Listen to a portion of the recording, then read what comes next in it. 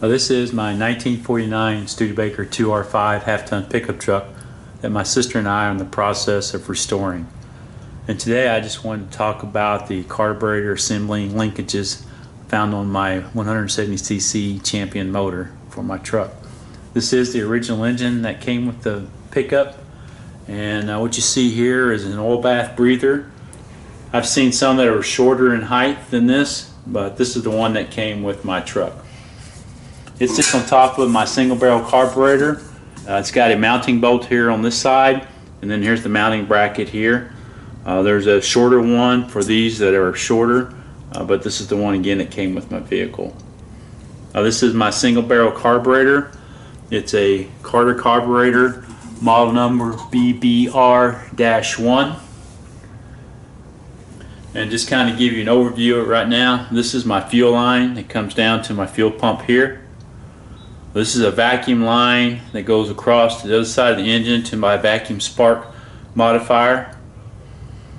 This is the linkage that goes to my gas pedal on the far side, and we'll take a look at that here in just a second. Here's your intake and exhaust manifold system for the vehicle, where the carburetor sits on top of the inlet system. This is another vacuum line here. This actually goes to the wiper motor up here to run your windshield wipers. And then what you see over here, and I've got actually my oil gauge mounted to the end of this, but this is where you mount your oil pressure line for your oil pressure gauge there. This line right here is actually your choke cable. Your choke cable goes to your gauge cluster, and that's where you'll find it at.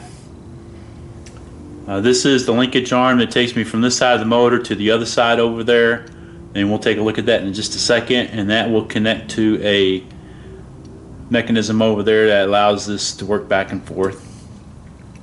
And so when you push the foot feet in, it goes there.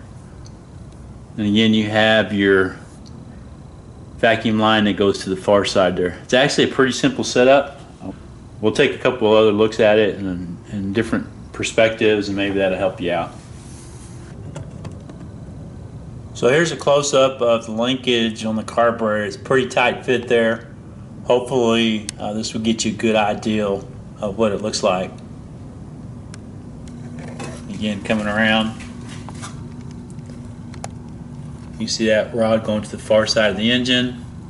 You can see your adjusting screws right there. You got an adjusting screw right there below the vacuum line going over to the far side. Again, it's a Carter BBR-1 single barrel carburetor that I've got on this engine. And here's just a look at the carburetor from the front of the pickup. And again, this is your fuel line here, and then this line right here is your vacuum line that goes over to your vacuum spark modifier, which is also connected to the distributor. Now, that vacuum line, which was connected to the bottom of the carburetor, comes around the engine and it actually goes down here and gets mounted to this vacuum spark modifier, which is connected at the bottom of the distributor cap on the driver's side. Again, we'll follow that linkage rod from the carburetor over to this side where it connects, and then we'll follow it down to the bottom, and you can see where here at the bottom that mechanism. And this is axle pedal. This is the rod that connects to the actual foot feet inside of the vehicle, and that's where it's connected. For mine, you can see that spring there. That spring is actually connected and holding that rod in place right there. And then that spring is actually connected to the bell housing on my transmission right down there. So there's where it's connected to the transmission on the bell housing. And then you can see the rod that goes into the actual foot feet.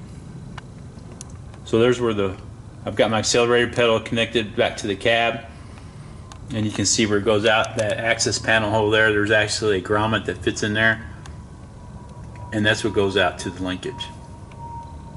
So I hope that helps somebody else out there. Thank you very much, and bye.